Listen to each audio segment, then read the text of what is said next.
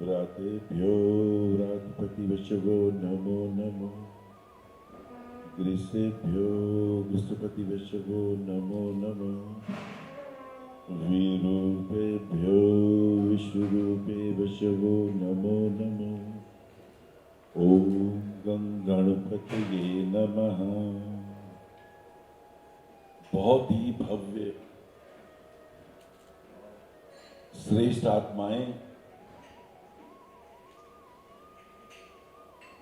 मेरे सामने और इस आध्यात्मिक ज्योतिष ज्ञान को, जो भूत भविष्य वर्तमान के रहस्यों को खोल देता है,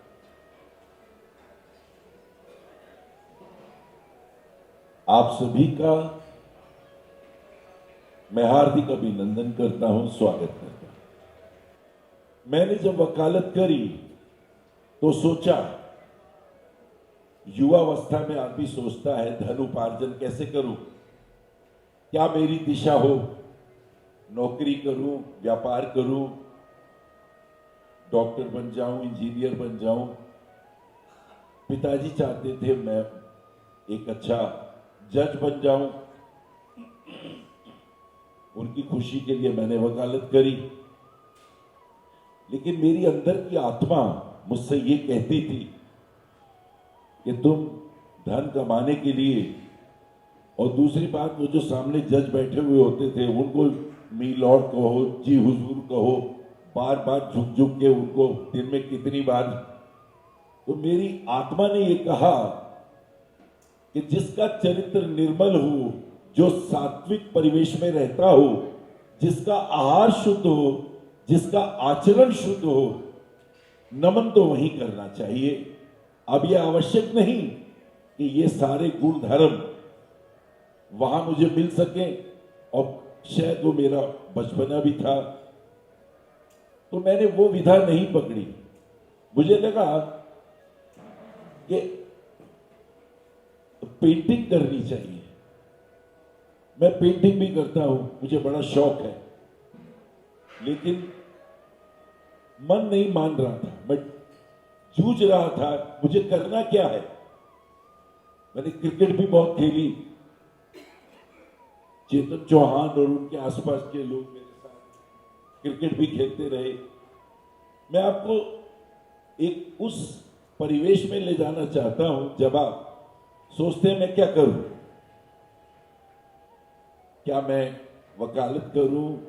और मेरा कपड़े का भी काम था, काफी व्यापार किया, होलसेल के सूट वगैरह भी बड़े बनवाए।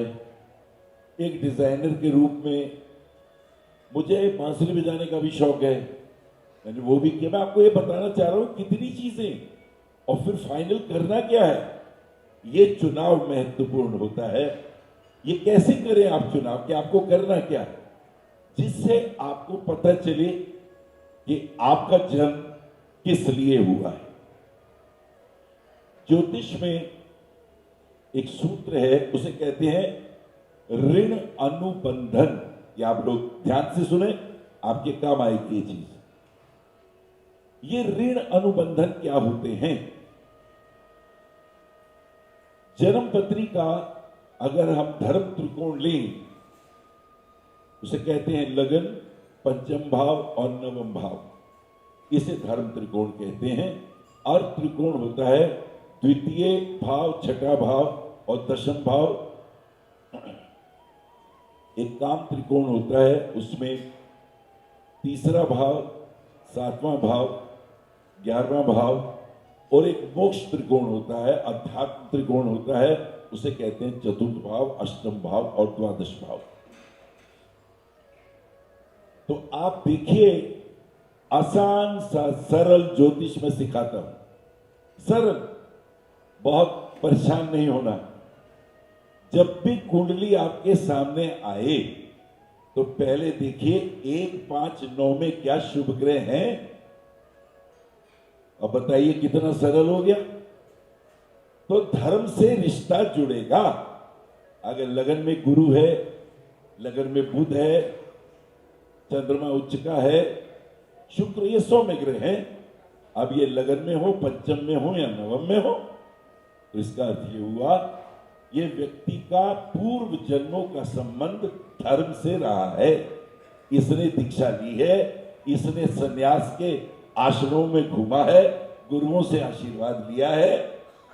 ये इस जन्म में तय नहीं कर पा रहा कि मुझे करना क्या है। तो सूत्र दे रहा हूं आपको, सरल ज्योतिष, सिंपल ज्योतिष। बहुत अधिक मत भटकना। मैंने तो बहुत भटका, मैंने तो बहुत ढूंढा ऋषि मुनियों के सूत्रों को। संस्कृत मेरा प्रिय विषय रहा है, इसलिए संस्कृत के सूत्रों की सही व्याख्या, आज मेरा गला ठीक नहीं है, कभी होगा तो मैं आपको बताऊंगा कि कितने प्यारे प्यारे सूत्र हैं और उसके अर्थ ट्रांसलेटरों ने कितने गलत कर दिए, क्योंकि उन्हें संस्कृत नहीं आती, उन्हें नहीं आती। उन्होंने उसका अंग्रेजी में अनुवाद किया, आपने उस अनुवाद को पढ़ लिया, तो बहुत सी विषमताएं सामने आ जाती हैं। जैसे एक शब्द है विपरीत राजयोग। विपरीत राजयोग, अब आप सब जानते हैं विपरीत राजयोग अगर ऋषि पराशर से पूछेंगे, वो कहते हैं 3 प्रकार का मुख्य रूप से होता है, एक हर्ष, एक विमल, एक सरल। तो ये हर्ष विपरीत राजयोग क्या होता है, सरल क्या होता है और विमल क्या होता है? अगर अष्टम भाव का स्वामी छठे भाव में हो या 12वें भाव में हो, फिर से सुने, if the lord of 8th house plays in the 6th house or the 12th house, this is सरल विपरीत राजयोग। So simple. Doctor Rajendra Prasad की पत्री में the lord of 8th house is placed in the 6th house and aspected by the malefic planets. इसमें ध्यान रखें शुभ ग्रह की दृष्टि नहीं होनी चाहिए। तो ये सरल हो गया। तो आप देखेंगे डॉक्टर राजेंद्र प्रसाद राजनीति में होते हुए भी सरल चित्त के व्यक्ति थे। सो सिंपल, पता चल गया। अब एक विमल, अगर द्वादश भाव का स्वामी छठे में हो या 8वें में हो, तो ये विमल नाम का राजयोग हो जाता है। विमल कीर्ति होती है उसकी कीर्ति में दाग नहीं होता। वो व्यक्ति सूर्य की भांति तेजस्वी होता है। ये भी विपरीत राजयोग हो गया। और एक होता है हर्ष, if the lord of 6th house place in the 8th house और द 12th हाउस, तो ये हर्ष नामक योग है। अब इनका मतलब क्या निकला?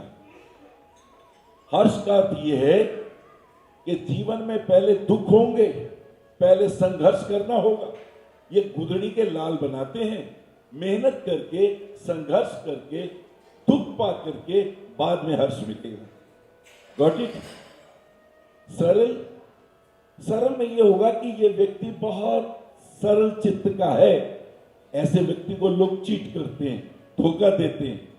रिमेंबर, धोखा देना पाप है, धोखा खाना पाप नहीं है, क्योंकि धोखा खाने से आपका अनुभव बन जाता है। और रात को आप आराम से सोते हैं कि मैंने किसी को दुख नहीं दिया। किसी को पीड़ा देना, किसी को दुख देना, किसी का अपमान करना, किसी की निंदा चुगली करना। अभी रावत जी ने कहा कि ध्रुव राठी नामक किसी व्यक्ति ने कोई बनाई और उसने बहुत अपमान किया ज्योतिष का। मुझे लगता है ये पैसा कमाने का तरीका है। अब अपमान वो कैसे करेगा जिसे खुद तो ज्योतिष आता नहीं? कम से कम आपके पास वो सब्जेक्ट तो हो ना। ध्रुव राठी को तो एक वीडियो बनानी थी, और जो जानते हैं ज्योतिष वो उसकी परवाह नहीं करते, और जो नहीं जानते वो हंसते हैं। उसमें उन्होंने उदाहरण दिए। एक महाराज जी हैं योगाचार्य, वो हंस रहे थे, अरे तेरे पे तो शनि गिर जाएगा तो क्या होगा। अब ये बच्चों जैसी बातें हैं, उन्हें ज्योतिष का ज्ञान ही नहीं, उनके उस उदाहरण की औकात क्या, वैल्यू क्या। एक और धर्म गुरु हैं, ओशो को पढ़ पढ़ के उन्हें भी लगा मैं भी ज्ञानी हो गया। बहुत से लोग दूसरों के वचन चुराते। चोर वो नहीं होते जो कपड़ा चुराते हैं, चोर वो नहीं होते जो धन चुराते हैं, चोर वो भी होते हैं जो दूसरों के विचारों को चुराते हैं और विचारों को चुरा के कहते हैं ये मैंने कहा, ये आध्यात्मिक चोर है। ऐसे आध्यात्मिक चोर बहुत मिलेंगे आपको, इनसे सावधान रहिएगा।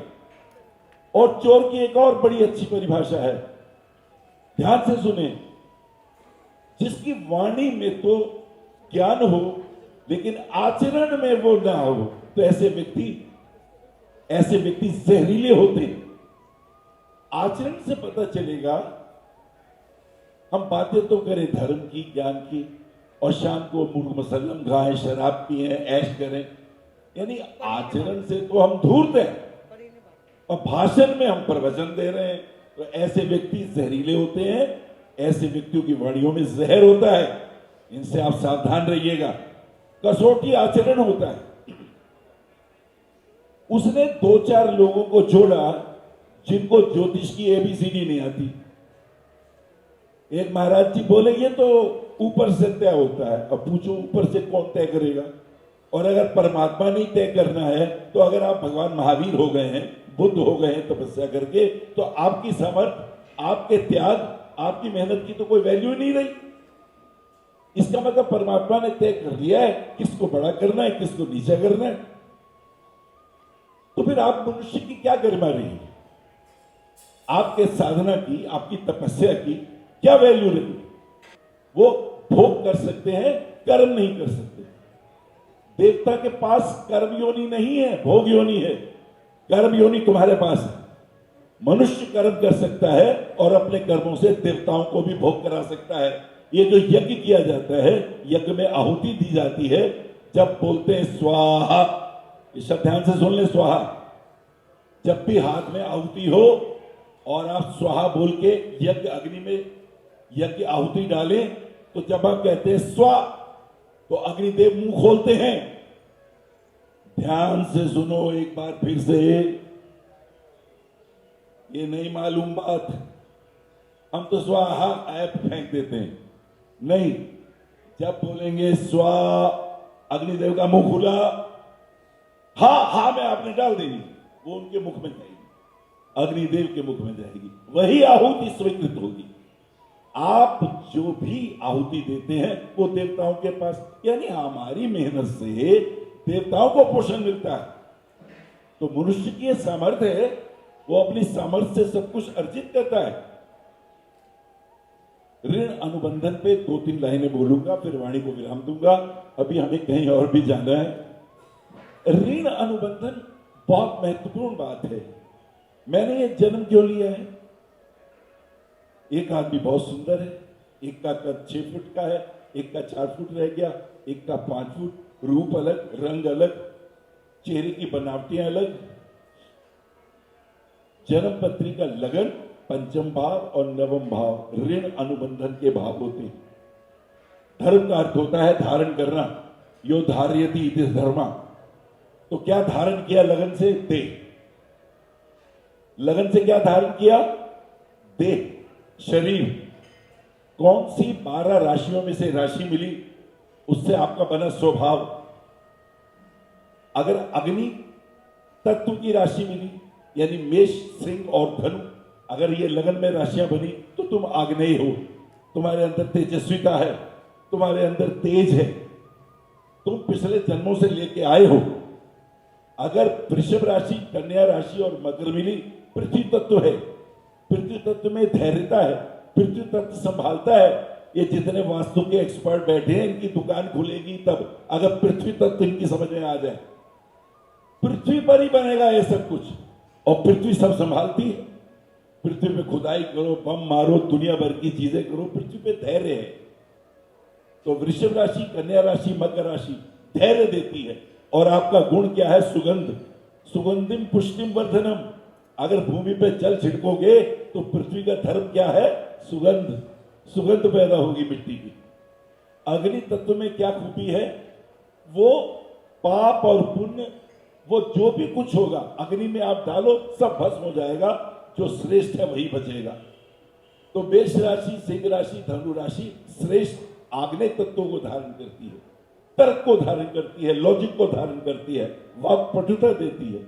If you can change the opinion of other person, this is a great power. That talent comes from मेष, सिंह एंड धनु।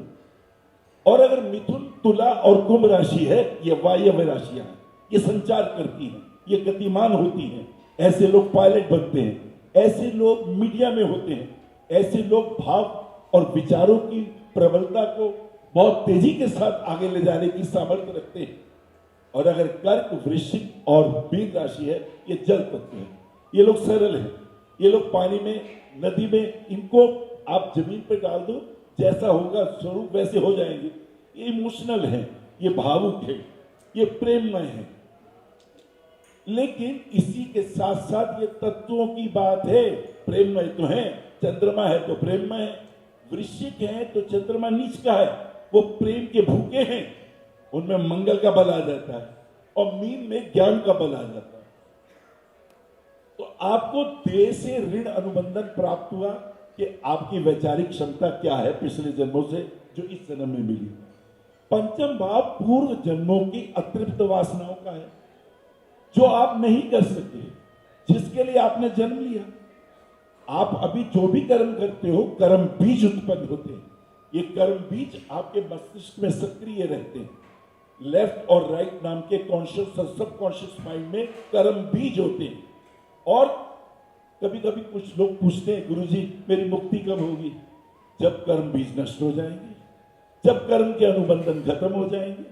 तो अगर चतुर्थ भाव से 12वें भाव, यानी पंचम भाव से 12वें भाव, पंचम भाव कर्म अनुबंधन का है पिछले जन्मों का, तो उसका जो 12वां भाव हानि भाव है वो चतुर्थ है। अगर चतुर्थ भाव में बल है ही नहीं, कर्म बंधन क्षीण है, और ध्यान रखिए मोक्ष त्रिकोण का यही चतुर्थ भाव, चतुर्थ, अष्टम एंड द्वादशम। चौथा भाव मन का है ना, और अगर वो चतुर्थ भाव शांत है, उसके ऊपर कोई भी दुष्प्रभाव नहीं है, शुभ प्रभाव भी नहीं है, तो समझ लीजिए कर्म बीज बहुत कम है। और अष्टम भाव उसका मस्तिष्क है। जब कर्म ही नहीं है तो मस्तिष्क के विचार भी नहीं है।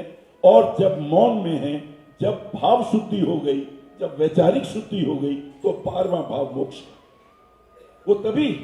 और 12वें भाव में अगर केतु हो, 12वें भाव में गुरु हो, वो बताता है कि आप किस प्रकार अपने कर्म अनुबंधनों से मुक्ति पाते हैं। लगन से आपकी देह, पंचम भाव से आपकी संतान के कर्म, नवम भाव से संतान की संतान के कर्म। जो वो 7 पीढ़ियों का रहस्य है, वो लगन, पंचम और नवम से है। ये बहुत गहरा विषय है। एक विषय पर ही बोलूं तो मुझे 3-4 घंटे लगेंगे, एक लगन पर ही बोलूं तो। लेकिन आप ये समझें कि आपका जन्म अगर लगन में, पंचम, नवम में शुभ ग्रह हैं, आप भाग्यवान हैं। आप अध्यात्म से जुड़े हैं, आप ज्योतिष से जुड़े हैं। ज्योतिष की कोई भी विधा हो, न्यूमरोलॉजी हो, हस्तरेखा हो, इससे कोई फर्क नहीं पड़ता। They all are the branches of one tree. तो लगन, पंचम और नवम इज वेरी इंपॉर्टेंट।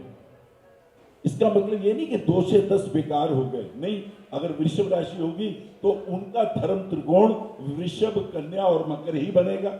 अगर मिथुन लगन हुआ तो उनका धर्म त्रिकोण मिथुन, तुला और कुंभ ही बनेगा। अगर कर्क लगन आया, राम जी का कर्क लगन है, तो उनका धर्म त्रिकोण चतुर्थ, अष्टम और द्वादश भाव ही बनेगा। आपको इस तरीके से व्याख्या करनी है। कर्म अनुबंधनों को अगर आपने जान लिया, आपका अपना लगन का कर्म अनुबंधन, यदि लगन में गुरु है, लगन में शुक्र है, बुध है, सौम्य ग्रह यदि उच्च के हैं, तो भगवान ने आपको भेजा है। पूर्व जन्मों के संस्कार ये है, आपने धर्म की दीक्षा ली है, आप ज्ञानी बनिए, धर्म की सही व्याख्या करिए, समाज को सही मार्ग पे लाइए। लेकिन उससे पहले आपके आचरण में शुद्धि हो, क्योंकि कहा गया है आहार शुद्ध हो सत्व शुद्धि। यदि आहार की शुद्धि होगी तभी सत्व की शुद्धि होगी। ये आहार शुद्ध क्या होता है? आहार वो नहीं जो आप खाते हो, ये तो मुख का आहार है। नेत्रों से जो देखते हो, ये नेत्रों का आहार है। नेत्रों से आप क्या देखते हो? आप मोबाइल में क्या देखते हो, आपको मालूम है आप क्या देखते हो। नेत्रों का आहार यदि शुद्ध नहीं है तो भी आप अशुद्ध हैं। और कानों से आप क्या सुनते हो? चुगली सुनते हो, निंदा सुनते हो। अरे वाह बड़ा मजा आया, ध्रुव राठी ने औकात दिखा दी जोशियों को, बड़ा मजा आता है सुन के। अरे उसको ज्योतिष से लेना देना नहीं, और मजे की बात हमारे जोशी कमेंट करते हैं उसके ऊपर, उन्हें शर्म आनी चाहिए। धर्म विधा में तुम्हें हमेशा धर्म के साथ रहना चाहिए। ये तो कृष्ण कह रहे हैं धर्म अन्यवा, धर्म बहुत कीमती चीज है, इसको संभालना बहुत जरूरी है, क्योंकि इससे आपके कर्म बीज बनेंगे, और ये कर्म बीज से वृक्ष बनता है, उससे फल आते हैं, और उसका प्रभाव आपकी संतान पे पड़ता है। पंचम भाव में अगर पाप ग्रहों का प्रभाव है तो आप अपनी संतान से अपमानित होंगे। पंचम भाव का स्वामी अगर छठे घर में 12वें घर में है, संतान आपका अपमान करेगी। अगर आपने कहीं किसी के ऊपर गलत उंगली उठाई तो आप पर आएगी, और आप पे उंगली पंचम भाव लाएगा। पंचम भाव आपके मित्रों का है। If the Lord of Fifth House placed in the 6th house or the 12th house aspected by the malefic planets, तो आपका अपयश, आपका अपमान आपकी संतान करेगी। धृतराष्ट्र की यही तो प्रॉब्लम थी, वो अपने पुत्रों से ही अपयश पा रहा और उससे कोई संभालने वाला नहीं था। और अंतिम बात कह के बात पूरी करूंगा, आवश्यक नहीं आप पाप को रोक पाए, आवश्यक नहीं और गलत चीज को आप रोक पाए, तो विदुर जैसे उस स्थान से हट जाइए। भीष्म उपस्थित थे, उनके सामने अपमान हुआ द्रौपदी का, द्रौपदी ने सबके सामने पुकार लगाई। भीष्म समर्थ थे, द्रोणाचार्य समर्थ थे, कृपाचार्य समर्थ थे, इन्होंने एक्शन नहीं लिया। पाप करना इतना बड़ा अपराध नहीं जितना बड़ा अपराध अपने सामने पाप होने देना है।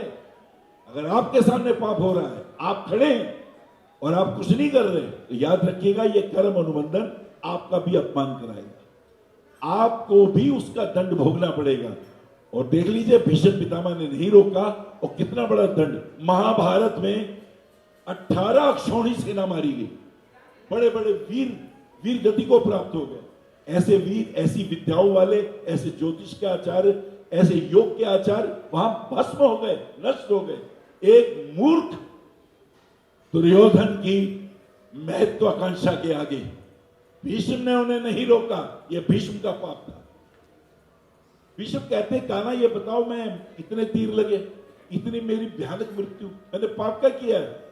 बोले तुमने वही तो पाप किया है कि तुम्हारे सामने कुलवधू निर्वस्त्र की जा रही थी और तुम समर्थ होते हुए तुमने रोका नहीं, प्रतिकार नहीं किया, ये उसका प्रतिफल है।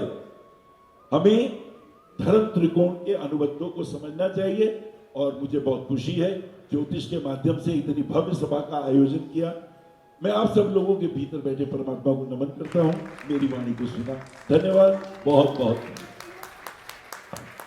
आप आचार्य श्री अनिल वत्स जी के आध्यात्मिक प्रवचन, ध्यान व ज्योतिष संबंधी मासिक राशि फल फेसबुक, यूट्यूब, www.astroanilvats.com पर भी देख सकते हैं। For appointment, भविष्य कथन, Monday to Saturday, 11 a.m. to 6 p.m. BE 279, Street number 6, Harinagar, New Delhi 110064. Phone number 98917 39999 98181 89993 981 088 7002 886 000 6030. Website www.bhavishyakathan.com. Acharya Anil Vats @gmail.com.